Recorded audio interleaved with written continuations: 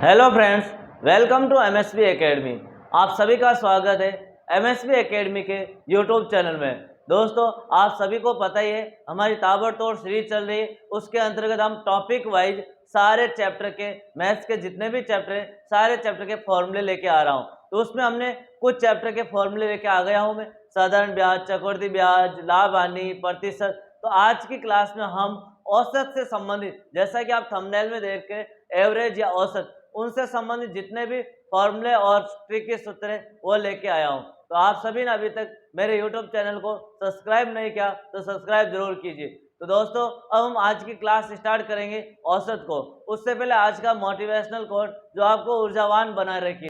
तो सुनिए आज का मोटिवेशनल कोट। किसी काम के प्रति सकारात्मक सोच रखिए। सकारात्मक सोच ही व्यक्ति को सफल बनाती है। यदि किसी काम करने से पहले हमने नकारात्मक सोच लिया तो नकारात्मक सोच असफलता का मुख्य कारण होती है। तो किसी भी काम को करने से पहले सकारात्मक सोच रखनी चाहिए। नकारात्मक सोच को बाहर निकालिए। नकारात्मक सोच ही हमें असफल बनाती है। तो देखिए, अब हम आज की क्लास स्टार्ट करेंगे। तो सबसे पहले हम औसत, एवरेज, औसत का मीन समझेंगे। औसत का अर्थ क्या होता है देखिए, सबसे पहले औसत का अर्थ जानते हैं, यानी जितनी भी हमारे पास राशि दे रखी है उनको सब में इक्वली डिविजिबल करना, बराबर बांटना है। जैसे 100 रुपए दे रखे तो 5 बच्चों में बराबर बांटना है, तो बराबर हम 20-20 रुपए बांटेंगे। तो सभी को इक्वली डिस्ट्रीब्यूट करना, जितनी भी हमारे पास राशि दे रखी या जितनी भी राशि दे रखी सबको जोड़ना है और कितनी राशि उसका भाग देना है कि सबको बराबर मिले। ये होता है औसत, यानी जिसको हम मध्य मान बोल सकते हैं। तो सबसे पहले औसत का फॉर्मूला, सिंपल सा फॉर्मूला, औसत ज्ञात करने का फॉर्मूला, राशियों का योग। जितने भी राशियां दे रखी है उन सभी राशियों का योग करना है, यानी सबको जोड़ना है।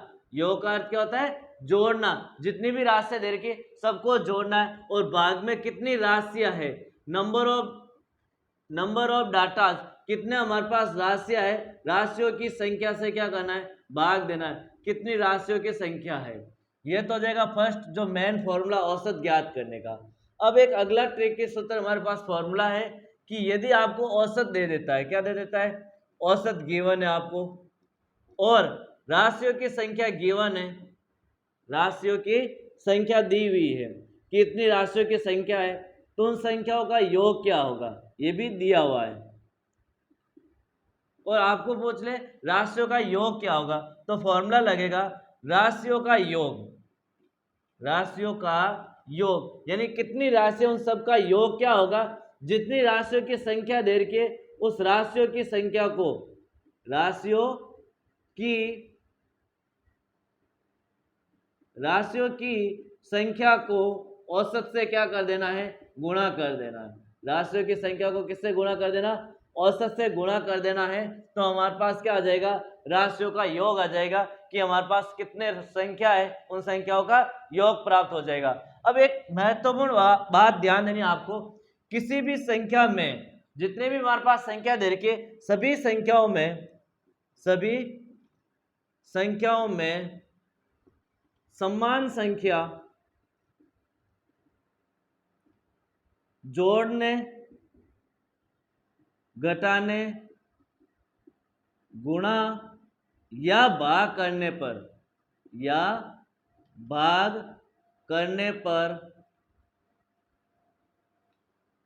औसत में भी वही परिवर्तन कर दीजिए। अब इस लाइन का अर्थ समझना है। क्या लिखी मैंने, कोई भी संख्याएं दे रखी है, जैसे मेरे पास कुछ संख्याएं दे रखी है x, x1, x2, x3, x4, ये कुछ संख्याएं दे रखी है। अब आपको बोलता है इन संख्याओं में समान संख्या जोड़ना है। मैं बोलता है इसमें मैं n जोड़ देता हूं, सभी संख्याओं में n जोड़ता हूं। x में भी n जोड़ दिया, x1 में भी n जोड़ दिया, x2 में भी n जोड़ दिया, x3 में भी n जोड़ दिया, x4 में भी n जोड़ दिया। तो बताइए कि उसके औसत में क्या परिवर्तन होगा। तो जो इसका पहले का औसत था, यानी मान लो इनका पहले का औसत n है, क्या है, n है, तो जो पहले का औसत है उस औसत में वही प्रक्रिया क्या कर दो, जोड़ दो। हमने क्या जोड़ा, जैसे मैंने यहाँ पर y जोड़ा तो मैं लिख दूंगा n प्लस वाई। औसत में भी क्या हो जाएगा n प्लस वाई। हमें सभी संख्याओं में जोड़कर नहीं निकालना, सीधा औसत में ही परिवर्तन कर दीजिए। यानी प्लस करने को बोला औसत में +4 कर दीजिए, यदि माइनस करने को बोला है तो औसत में से माइनस कर दीजिए, और गुणा करने को बोला है तो औसत को ही गुणा कर दीजिए जो हमारे पास संख्या जोड़ने को बोले। जैसे y लिखा मैंने सभी संख्याओं में जोड़ना, घटाना या गुणा या भाग, तो हम औसत में भी वही कर देंगे। यदि भाग करने बोले तो औसत में भी y का क्या दे देना है, भाग। ये बहुत महत्वपूर्ण पॉइंट है, एग्जाम में बहुत बार पूछा जाता है कि किसी भी संख्याओं का औसत x है और उन सभी संख्याओं में a जोड़ दिया जाए तो उसमें क्या परिवर्तन होगा औसत में, तो हम बोलेंगे औसत में भी क्या जुड़ जाएगा, a जुड़ जाएगा। देखिए दोस्तों, नेक्स्ट हमें दो चाल दे देता है, जो क्रमश से देखिए दो चाल क्रमश है x, y है, तो औसत चाल क्या होगी, क्या पूछ लिया गया आपको, औसत चाल क्या होगी, एवरेज स्पीड क्या होगी। चाल को क्या बोलते हैं, स्पीड बोलते हैं। तो औसत चाल बराबर क्या हो जाएगा, 2 गुणा x मल्टीप्लाई y, दोनों को गुणा करके 2 से गुणा करो और x प्लस वाई से क्या देना है, भाग देना है। यदि 3 चाल दे देता है, कितनी चाल, 3 चाल क्रमशः x, y, z है, तो औसत चाल क्या होगी। जब 3 चाल दे तो उसके लिए औसत चाल का फॉर्मूला कुछ अलग है। वो औसत चाल का फॉर्मूला होगा 3 multiply x multiply y multiply z, यानी 3 चाल है तो 3 से गुणा करना है। अब दो को गुणा करके लिख दो xy plus yz plus zx, दो राशियों का गुणा करके जोड़ दो, तो ये 3 चालों के लिए औसत चाल का फॉर्मूला। और यदि आपको पूछ ले कुल दूरी दे रखी अलग अलग, कुल समय अलग अलग दे रखा है, तो हम यहाँ लिखेंगे औसत चाल बराबर, जब दूरी और समय अलग अलग दे रखा हो तब, चाल ने देखे तो हम लिखेंगे कुल दूरी बटा कुल समय, कुल दूरी बटा कुल समय। ये किसका फॉर्मूला हो जाएगा, औसत चाल ज्ञात करने का फॉर्मूला होगा, क्योंकि चाल ज्ञात करने का फॉर्मूला होता है दूरी बटा समय। क्या होता है, दूरी बटा समय।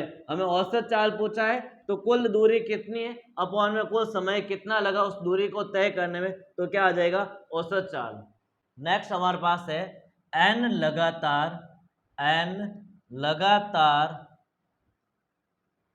प्राकृत संख्याओं का औसत, प्राकृत संख्याओं का औसत, प्राकृत संख्याओं का औसत क्या होगा। यानी कुछ कंटिन्यू संख्याएं दे रखी 1 से 10 तक, 1 से 50 तक, 1 से 100 तक, 1 से 200 तक, उन संख्याओं का औसत कैसे ज्ञात करेंगे, जो प्राकृत संख्या जो 1 से स्टार्ट होती है। तो औसत ज्ञात करने का फॉर्मूला होगा n प्लस 1/2, यानी जितनी संख्या है उसमें +1 करो और 2 का भाग दो, तो हमारे पास क्या आ जाएगा, औसत आ जाएगा उन लगातार संख्याओं का। और यदि यहाँ पर लगातार संख्याएं सम संख्याएं हो, n लगातार सम प्राकृत संख्या हो, यानी सम संख्या हो, कौन सी संख्या हो, सम प्राकृत संख्या हो, ओनली सम प्राकृत संख्या का औसत पूछ ले तो क्या हो जाएगा, क्वेश्चन इसी फॉर्मूले को थोड़ा सा तोड़ना है, n/2 + 1, इस डिवाइड वाले को हटा के +1 अलग से करना है। और यदि आपको तीसरा फॉर्मूला संख्या पूछ ले, n लगातार विषम संख्याओं का फॉर्मूला, विषम प्राकृत संख्याओं का फॉर्मूला, विषम प्राकृत संख्याओं का औसत ज्ञात करना है, संख्याओं का औसत, तो फॉर्मूला क्या लगेगा, उस कंडीशन में इसमें से इस पीछे वाले 1 को हटा दो, n/2, ये तो हो जाएगा लगातार प्राकृत संख्या है, ये सम प्राकृत संख्या है और विषम प्राकृत संख्याओं के फॉर्मूले सूत्र, इनसे हम सीधा सा ज्ञात कर सकते हैं। देखिए दोस्तों, नेक्स्ट ट्रिक हमारे पास है, यदि m संख्याओं का औसत x है तथा n संख्याओं का औसत y है, तो शेष संख्याओं का औसत, यानी कुछ संख्या दे के उसका औसत तो x दे रखा है, उनमें से कुछ संख्याओं का औसत क्या है, y है, तो अब जो संख्या बच गई उसका औसत क्या होगा, तो शेष संख्याओं का औसत, शेष संख्याओं का औसत कैसे ज्ञात करेंगे, तो देखिए जो m है उसको x से गुणा करो, माइनस n को y से गुणा करो, अपॉन m माइनस n कर दो, तो हमारे पास क्या आ जाएगा, शेष संख्याओं का औसत, जो पीछे कितनी संख्याएं बचेगी उनका औसत। और यदि दोनों अलग अलग ग्रुप दे रखे और आपको पूछ ले कुल संख्याओं का औसत, कुल संख्याओं का औसत, दोनों अलग अलग है। कुल संख्याओं का औसत, जब बोलते 5 संख्याओं का औसत 10 है और 50 संख्याओं का औसत 5 है, तो इन सब का औसत मिलाकर, दोनों को मिलाकर क्या होगा, तो हम लिखेंगे mx plus n y upon m plus n. जब कुल पूछे तो प्लस करना है, और जब सह संख्याओं का औसत पूछे तो क्या आ जाएगा, माइनस आ जाएगा यहाँ पर। देखिए दोस्तों, नेक्स्ट ट्रिक हमारे पास है, किसी समूह या मंडली में से एक व्यक्ति को के बाहर चले जाने से बाहर जाने वाले व्यक्ति की उम्र क्या होगी। यानी उसमें से एक व्यक्ति बाहर चला गया, उस बाहर चले जाने वाले व्यक्ति की उम्र क्या होगी। एक ग्रुप है, ग्रुप में से जैसे ही मैंने ग्रुप बनाया, यहाँ पर बहुत सारे व्यक्ति हैं, उसमें से एक व्यक्ति को मैंने इसको हटा के इसको कर दिया बाहर, तो इस बाहर जाने वाले व्यक्ति की उम्र क्या होगी। तो बाहर जाने वाले व्यक्ति की उम्र बराबर पहले का औसत, यानी हमें क्वेश्चन में औसत कितना देर का, पहले कि जो जितने भी समूह के ग्रुप है उस ग्रुप का औसत कितना देर का है, फिर प्लस माइनस औसत में कमी या वृद्धि, औसत में कमी या वृद्धि, औसत में कमी या वृद्धि मल्टीप्लाई नई संख्या। यानी क्या करना आपको, पहले का औसत, क्वेश्चन में औसत कितना देर का है, फिर प्लस और माइनस, यानी प्लस कब लगेगा, जब औसत में कमी होती है। औसत में क्या होती है, कमी। औसत में कमी का अर्थ होता है प्लस का सिंबल, और औसत में वृद्धि का अर्थ होता है माइनस का सिंबल। औसत में वृद्धि, जब भी औसत में वृद्धि होगी तो किसका सिंबल लगाएंगे, माइनस का, और जब औसत में कमी होगी तो कौन सा सिंबल लगेगा, प्लस का। और मल्टीप्लाई नई संख्या, यानी ग्रुप से व्यक्ति चला गया, उसके बाद कितनी संख्याएं बची, उस नई संख्या से क्या करना है, गुणा करना है, तो हमारे पास बाहर जाने वाले व्यक्ति की उम्र आ जाएगी। देखिए दोस्तों, नेक्स्ट ट्रिक हमारे पास, किसी समूह या मंडली में नया व्यक्ति शामिल हो जाए तो नए व्यक्ति की उम्र क्या होगी।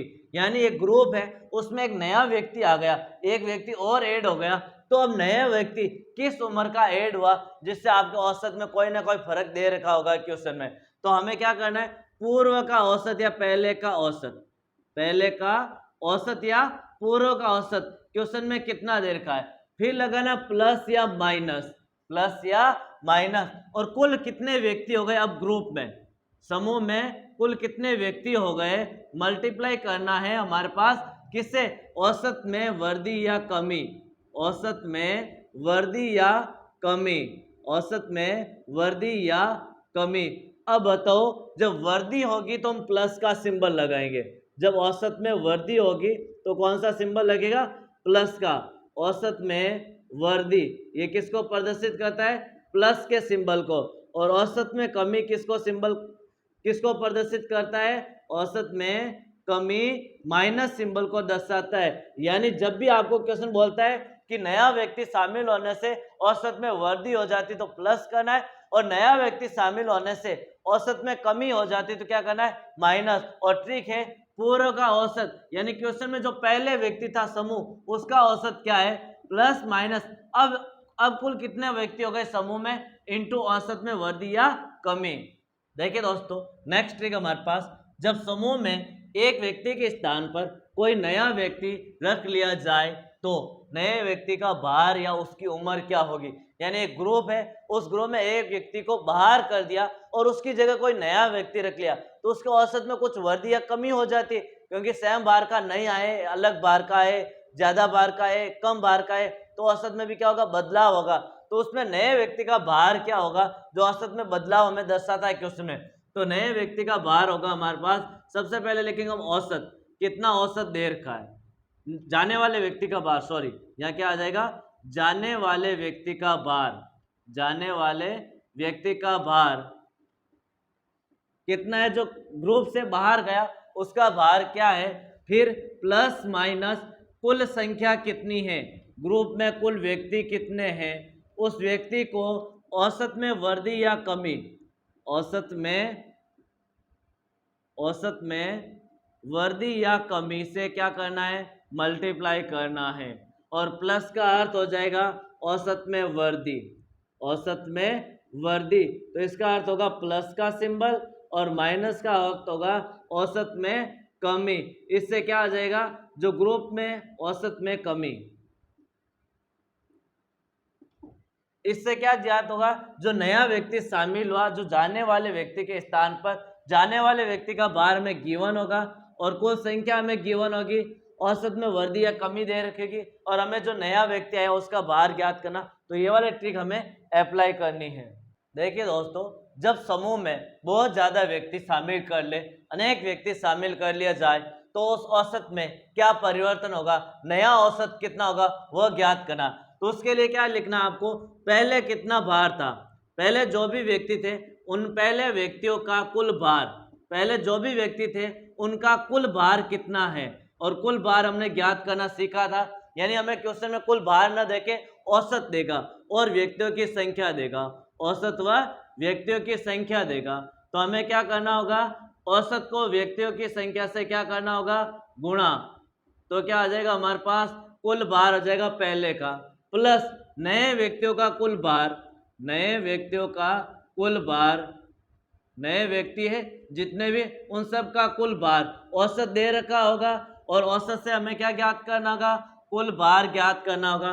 औसत कहाँ से मिलेगा, यहाँ पर दे रखा होगा और नए व्यक्तियों की संख्या दे रखी होगी, उनसे गुणा करेंगे तो नए व्यक्तियों का कुल भार हो जाएगा। और भाग में लिखना आपको, उस ग्रुप में कुल कितने व्यक्ति है, कुल व्यक्तियों की संख्या हमें भाग में लिखना है, कुल व्यक्तियों की संख्या।